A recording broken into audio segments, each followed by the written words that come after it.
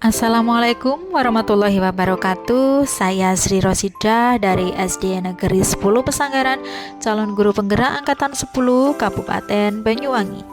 Saya akan memaparkan eksplorasi konsep mandiri modul 3.1 tentang pengambilan keputusan berbasis nilai-nilai kebajikan sebagai pemimpin. Adapun tujuannya yaitu untuk mengaktifkan pengetahuan awal atau prior knowledge dan mengamati keterampilan seorang pemimpin dalam pengambilan keputusan dengan berada di antara berbagai pemangku kepentingan, di antaranya murid, orang tua murid, guru, yayasan, dan pihak komunitas sekolah. Yang pertama adalah pada 2.1 sekolah sebagai institusi moral. Pada abad ke-21, di mana masyarakat semakin menjadi beragam secara demografi, maka pendidik akan lebih lagi perlu mengembangkan, membina, dan memimpin sekolah-sekolah yang toleran dan demokratis. Kami meyakini bahwa melalui pembelajaran tentang etika, pemimpin-pemimpin pendidikan masa depan akan lebih siap dalam menggali, berefleksi, serta menghargai keberagaman. Yang pertama, bagaimana pentingnya seorang pendidik mempelajari ilmu tentang etika. Sangat penting. Etika merupakan landasan bagi pendidik dalam bersikap, berinteraksi, ataupun berelasi dengan komunitas sekolah, terutama dengan peserta didik, sehingga menciptakan pembelajaran yang berpihak pada murid. Yang kedua, mengapa memahami etika atau nilai-nilai kebajikan yang terkandung di dalamnya semakin diperlukan dalam dunia yang semakin beragam. Hal ini berkaitan dengan sekolah sebagai institusi moral yang dirancang untuk membentuk karakter setiap warganya. Karena dibutuhkan etika untuk menghadapi keragaman itu, sehingga kepentingan semua pihak bisa terakomodir, terutama kepentingan murid. Sebagai sebuah institusi moral, sekolah adalah sebuah miniatur dunia yang berkontribusi terhadap terbangunnya budaya, nilai-nilai, dan moralitas dalam diri setiap murid. Perilaku warga sekolah dalam menegakkan penerapan nilai-nilai yang diyakini dan dianggap penting oleh sekolah adalah teladan bagi murid. Kepemimpinan sekolah tentunya berperan sangat besar untuk menciptakan sekolah sebagai institusi moral. Dilema etika adalah situasi di mana ia harus mengambil suatu keputusan di mana ada nilai-nilai kebajikan universal yang sama-sama benar namun saling bertentangan. Adapun prinsip-prinsip etika antara lain, prinsip-prinsip etika sendiri berdasarkan pada nilai-nilai kebajikan universal yang disepakati dan disetujui bersama, lepas dari latar belakang sosial, bahasa, suku bangsa, maupun agama seseorang. Gosen berpendapat bahwa bila kita ingin menumbuhkan motivasi intrinsik dari dalam diri seseorang, maka tumbuhkan pemahaman terhadap nilai-nilai kebajikan universal. Nilai-nilai kebajikan universal bisa berupa antara lain keadilan, keselamatan, tanggung jawab, kejujuran, rasa syukur, lurus hati, berprinsip, integritas, kasih sayang, rajin, berkomitmen, percaya diri, kesabaran, keamanan, dan lain-lain. Berikut adalah pertanyaan pemantik. Anda adalah seorang pimpinan sekolah. Suatu saat, Anda dilaporkan bahwa salah satu guru Anda memberikan les private kepada beberapa murid tertentu. Guru yang memberikan les tersebut sedang membutuhkan dana tambahan untuk keperluan obat bagi istrinya yang sedang sakit keras. Namun di sisi lain, murid-murid yang mengikuti les privat bisa mendapatkan soal-soal yang akan dijadikan bahan tes, dan hasil tes mereka bisa menjadi sangat baik dibandingkan dengan hasil tes murid-murid lain yang tidak mengikuti les. Pertanyaan pertama, apa yang akan Anda lakukan bila Anda adalah kepala sekolah? Mengapa? Jawabannya, Memanggil guru tersebut, mengajaknya berkomunikasi dengan percakapan coaching untuk menemukan solusi terbaik. Pada pertanyaan kedua, apakah ada dua nilai kebajikan yang saling berbenturan?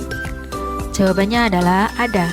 Bila ada, nilai-nilai kebajikan apa saja yang saling bersimpulan? Nilai keadilan, kejujuran dengan nilai balas kasihan, empati, simpati.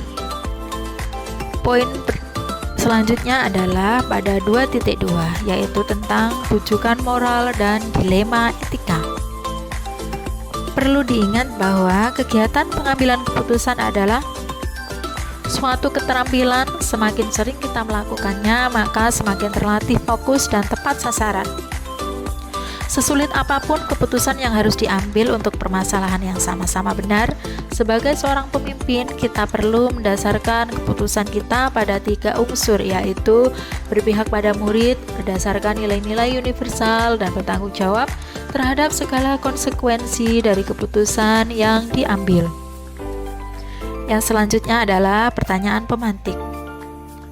Keputusan yang saya ambil pada situasi 1 tetap memberikan konsekuensi kepada Rehan atas perbuatannya agar kelak dia tidak mengulang kesalahan yang sama dan memegang nilai kejujuran, kemudian mengupayakan untuk tidak sampai membuatnya gagal menerima beasiswa.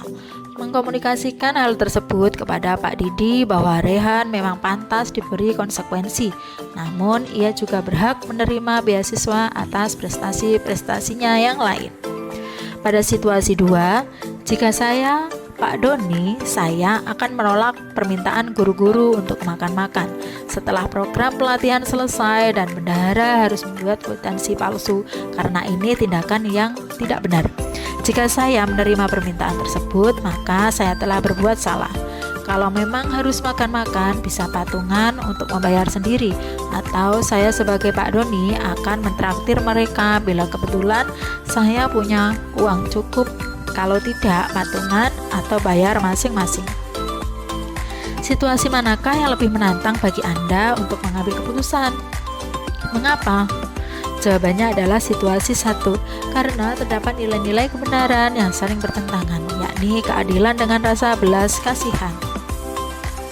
Adapun tugas mandiri, ketika mengikutkan anak-anak dalam sebuah lomba, lombanya sistem daring, jadi bisa dikerjakan di rumah masing-masing. Aturan lomba mengharuskan anak-anak untuk mengerjakan secara jujur tanpa dibantu oleh siapapun. Namun pada prakteknya ada guru yang bercerita membantu anak didiknya sehingga anaknya bisa masuk juara 3 besar. Saya sebagai seorang guru sempat terpikir untuk mengambil keputusan membantu anak-anak, namun setelah saya pikir-pikir itu bukan tindakan yang benar, karena hal tersebut justru mengajarkan anak-anak untuk bersikap tidak jujur. Jika belum berhasil sekarang, maka usaha mereka pasti akan bermanfaat di masa mendatang. Situasi tersebut adalah situasi bujukan moral, karena ini adalah situasi di mana seseorang harus membuat keputusan antara benar atau salah. Benar saat saya memutuskan untuk tidak membantu anak-anak, atau nilai kejujuran dan keadilan, dan salah ketika saya memutuskan membantu anak-anak atau tidak jujur dan tidak adil untuk peserta lain. Yang berikutnya adalah 4 paradigma dalam etika. Ketika kita menghadapi situasi dilema etika, akan ada nilai-nilai kebajikan mendasar yang bertentangan seperti cinta dan kasih sayang, kebenaran, keadilan, kebebasan, persatuan, toleransi, tanggung jawab, dan penghargaan akan hidup. Secara umum, ada pola, model, atau paradigma yang terjadi pada situasi dilema etika yang bisa dikategorikan seperti di bawah ini. Yang pertama, individu lawan kelompok atau individu vs community adalah tentang bagaimana membuat pilihan antara apa yang benar untuk satu orang atau kelompok kecil dan apa yang benar untuk kelompok yang lebih besar. Yang kedua, rasa keadilan lawan rasa kasihan atau justice vs mercy, memilih untuk berperilaku adil dengan memperlakukan hal yang sama bagi semua orang atau membuat pengecualian dengan alasan kemurahan hati dan kasih sayang. Yang ketiga, kebenaran lawan kesetiaan atau truth vs loyalty, jujur menyampaikan informasi berdasarkan fakta atau kita akan menjunjung nilai kesetiaan pada profesi, kelompok tertentu atau komitmen yang telah dibuat sebelumnya. Dan yang keempat adalah jangka pendek lawan jangka panjang atau short term vs long term. Memilih keputusan yang kelihatannya terbaik untuk saat ini atau terbaik untuk masa yang akan datang. Kasus 1. Siapa yang menghadapi dilema adalah Ibu Dini.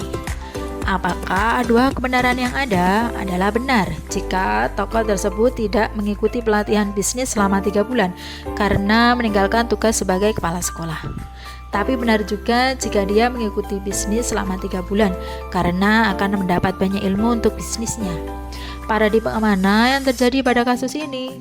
Individu lawan kelompok. Dilema mengikuti keinginan pribadinya, mengikuti pelatihan lawan kepentingan kelompok di sekolah yang membutuhkan kehadirannya. Dapatkah lebih dari satu dilema berlaku untuk kasus yang sama? Bila iya, yang mana dan mengapa? Dapat jangka pendek lawan jangka panjang. Karena dalam jangka pendek ia mungkin telah meninggalkan tugasnya, namun dalam jangka panjang ia akan menjadi pebisnis yang lebih hebat. Berikutnya adalah kasus 2. Siapa yang menghadapi dilema? Pak Pandu. Apakah dua kebenaran yang ada adalah benar jika tokoh tersebut mengikutkan Danang program studi lapangan karena ia sudah mempersiapkan diri dan sangat ingin mengikutkan kegiatan.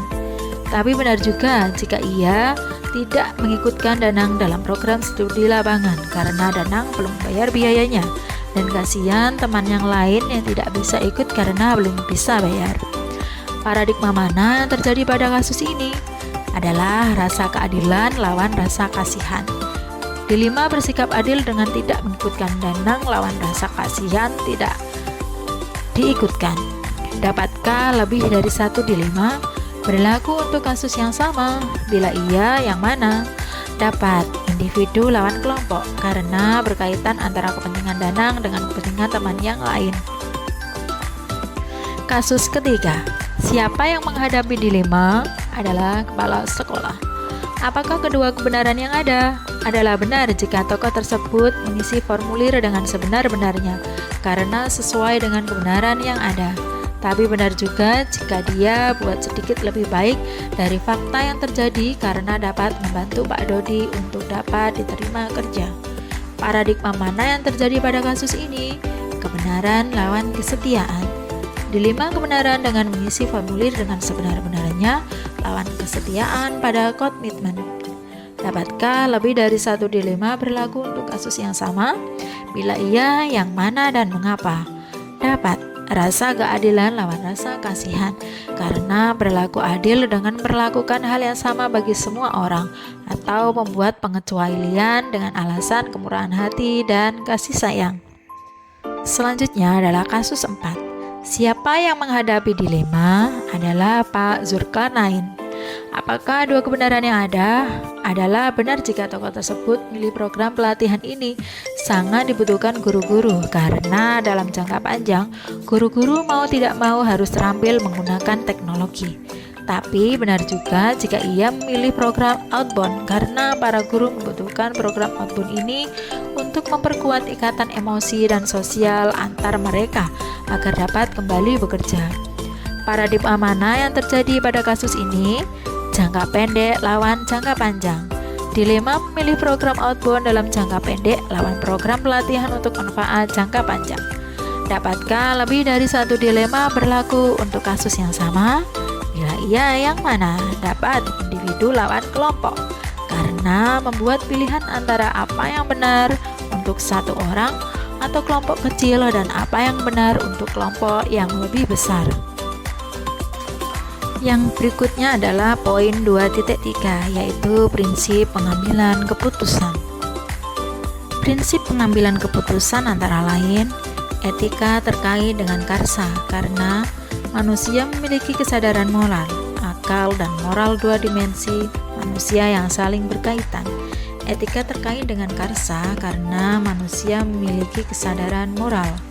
Etika sendiri tentunya bersikap relatif dan bergantung pada kondisi dan situasi dan tidak ada aturan baku yang berlaku. Tentunya ada prinsip-prinsip yang lain, namun ketiga prinsip di sini adalah yang paling sering dikenal dan digunakan dalam seminar-seminar. Ketiga prinsip ini yang seringkali membantu dalam menghadapi pilihan-pilihan yang penuh tantangan yang harus dihadapi pada dunia saat ini. Ketiga prinsip tersebut adalah berpikir berbasis hasil akhir, berpikir berbasis peraturan, dan berpikir berbasis rasa peduli. Prinsip pengambilan keputusan yakni rasa penuh tanggung jawab, nilai-nilai kebajikan universal, serta berpihak pada murid. Berikut adalah pertanyaan tugas mandiri. Bila Anda adalah Pak Seto sebagai kepala sekolah, apa yang akan Anda lakukan? Pendekatan apa yang diambil? Dasar pemikiran apa yang melatar belakangi keputusan Anda? Yang pertama, temuilah seorang rekan kerja Anda dan tanyakan kesediaannya memberikan pendapatnya tentang studi kasus di atas. Yang kedua, analisis jawaban Anda dan rekan Anda apakah berbeda atau sama. Dan yang ketiga, tuliskan tanggapan Anda dan rekan Anda terhadap kasus Bapak Seto, beserta analisis Anda terhadap kedua jawaban tersebut. Jawaban teman adalah, saya akan menjumpai anak yang menangis tersebut dan dibawa ke ruang kepala sekolah untuk ditenangkan. Kemudian saya akan memanggil Bu Tati untuk membicarakan tentang kejadian tersebut. Saya akan berusaha mengajak Bu Tati untuk pertimbangkan kembali hukuman yang diberikan kepada murid tersebut. Ibu Tati dalam mendisiplinkan murid dengan cara yang lebih efektif, tidak berupa hukuman fisik yang dapat melukai perasaan murid. Saya mengambil pendekatan berbasis rasa peduli atau care-based thinking. Saya juga merasa empati pada murid tersebut karena hukuman yang diberikan terlalu berat. Kesalahan yang dilakukan murid adalah tidak membuat pekerjaan rumah dan hukuman yang diberikan adalah berlutut di semen lapangan basket di tengah terik matahari. Tentunya ini sangat tidak sesuai dengan nilai-nilai kebajikan. Dasar pemikiran yang melatar belakangi keputusan saya adalah pengambilan keputusan berdasarkan unsur berpihak pada murid dan nilai-nilai kebajikan. Berikut adalah jawaban saya. Jika saya sebagai Pak Seto, maka saya akan segera menghentikan hukuman murid tersebut dan mengajaknya ke ruangan kepala sekolah untuk ditenangkan dan melakukan bimbingan pada murid tersebut. Selanjutnya, saya meminta Ibu Tati menghentikan hukuman seperti itu dan segera mengajak Ibu Tati berbicara dan mengonfirmasi pemberian hukuman yang dilakukan Ibu Tati. Berbicara dan mengonfirmasi pemberian hukuman yang dilakukan Ibu Tati terhadap murid tersebut. Saya akan bicarakan pada Ibu Tati. Ibu Tati sebaiknya menerapkan segitiga restitusi pada murid dalam menanamkan budaya positif. Pendekatan yang diambil adalah berpikir berbasis rasa peduli atau care-based thinking. Karena saya merasa empati dan kasihan pada murid yang dijemur di tengah terik matahari, berlutut di tengah lapangan basket sambil menangis. Meskipun saya tahu Ibu Tati menghukum murid tersebut untuk menjalankan peraturan yang dilanggar murid tersebut, yaitu tidak mengerjakan pekerjaan rumah. Dasar pemikiran yang melatar belakangi saya adalah rasa keadilan lawan rasa kasihan atau justice vs mercy. Berikut adalah analisis. Analisis jawaban saya dan rekan saya adalah, yang pertama, persamaannya kami sama-sama langsung mengambil tindakan untuk menghentikan hukuman untuk murid tersebut dan mengonfirmasi pada Bu Tati. Pendekatan yang diambil saya dan rekan saya juga sama, yaitu berpikir berbasis rasa peduli atau care-based thinking. Yang kedua, perbedaannya saya menganjurkan untuk menggunakan segitiga restitusi dalam menangani masalah murid, sedangkan rekan saya menyarankan untuk mendisiplinkan murid dengan cara yang lebih efektif, tidak berupa hukuman fisik. Dasar pemikiran kami juga berbeda. Rekan saya berpihak pada murid dan nilai-nilai kebajikan, sedangkan saya rasa keadilan lawan rasa kasihan atau justice vs mercy. Berikut adalah pertanyaan tugas mandiri. Sekarang, pilihlah satu kasus dilema etika yang pernah Anda hadapi. Kemudian, terapkan 9 langkah pengambilan dan pengujian keputusan pada studi kasus yang Anda pilih tersebut berdasarkan tahapan berikut ini. Kasus dilema etika. kasus dilema etika yang pernah saya hadapi. Di sekolah saya terdapat salah satu siswa yang sering tidak masuk sekolah. Jika diakumulasikan dalam satu semester bisa lebih dari 1 bulan hari efektif. Saya sebagai wali kelas telah melakukan beberapa langkah pendekatan, seperti bertanya kepada temannya yang dekat dengannya, mendatangi langsung ke rumah siswa tersebut, berdiskusi dengan orang tua tentang masalah dan solusi yang harus dilakukan, berdiskusi dengan rekan guru dan kepala sekolah. Walaupun saya sudah melakukan berbagai upaya, siswa tersebut masih sering tidak masuk sekolah. Akhirnya, saat kenaikan kelas terjadilah dilema antara menaikkan siswa tersebut atau tidak. Akhirnya, berdasarkan musyawarah dengan kepala sekolah dan guru di sekolah, siswa tersebut tetap naik kelas. Apa nilai-nilai yang saling bertentangan dalam studi kasus tersebut? Nilai-nilai yang saling bertentangan dalam kasus tersebut adalah rasa keadilan dan rasa kasihan atau justice vs mercy. Siapa yang terlibat dalam situasi tersebut? Yang terlibat dalam situasi ini adalah kepala sekolah, rekan guru, wali kelas, orang tua siswa, dan siswa tersebut. Apa fakta-fakta yang relevan dengan situasi tersebut? Yang pertama, siswa sering tidak masuk kelas. Yang kedua, wali kelas telah melakukan beberapa pendekatan, tetapi tetap saja siswa tersebut masih jarang masuk sekolah. Yang ketiga, siswa tersebut kurang perhatian dari orang tua. Dan yang keempat, terjadi dilema antara siswa tersebut dinaikkan atau tidak. Pengujian benar dan salah. Yang pertama, uji legal. Tidak ada pelanggaran hukum. Yang kedua, uji regulasi. Ada 80% hadir dari hari efektif sekolah atau tidak masuk maksimal 16 hari. Yang ketiga, uji intuisi perasaan tidak adil kepada siswa yang rajin sekolah. Namun, kalau anak tersebut tidak dinaikkan akan berdampak pada makin memburuknya keadaan anak tersebut. Misalnya tidak sekolah atau putus sekolah. Yang keempat, uji publikasi atau tidak nyaman karena merasa tidak enak dengan siswa yang rajin sekolah atau berakibat pada institusi sekolah yang dianggap sekolah menjadi tidak ramah anak. Dan yang kelima, uji panutan atau idola. Pasti mengambil keputusan yang benar-benar berpihak pada murid atau menaikkan siswa tersebut. Jika situasinya adalah situasi dilema etika, paradigma mana yang terjadi pada situasi tersebut? Yaitu paradigma yang terjadi adalah keadilan vs belas kasihan. Dari 3 prinsip penyelesaian dilema, prinsip mana yang akan dipakai? Melakukan prinsip resolusi berpikir berbasis rasa peduli atau care-based thinking. Apakah ada sebuah penyelesaian yang kreatif dan efektif sebelumnya untuk menyelesaikan masalah ini? Atau investigasi opsi dilema? Murid tersebut naik bersyarat dengan ketentuan harus rajin sekolah atau bisa pindah sekolah. Apa keputusan yang akan Anda ambil? Keputusan akhirnya adalah murid tersebut naik kelas. Coba lihat lagi keputusan Anda dan refleksikan. Keputusan yang kami ambil sudah sesuai dengan nilai-nilai kebajikan dan berpihak pada murid, dan siap menerima resiko atau tanggung jawab. Demikianlah pemaparan saya tentang eksplorasi konsep pada modul 3.1. Wassalamualaikum warahmatullahi wabarakatuh. Terima kasih.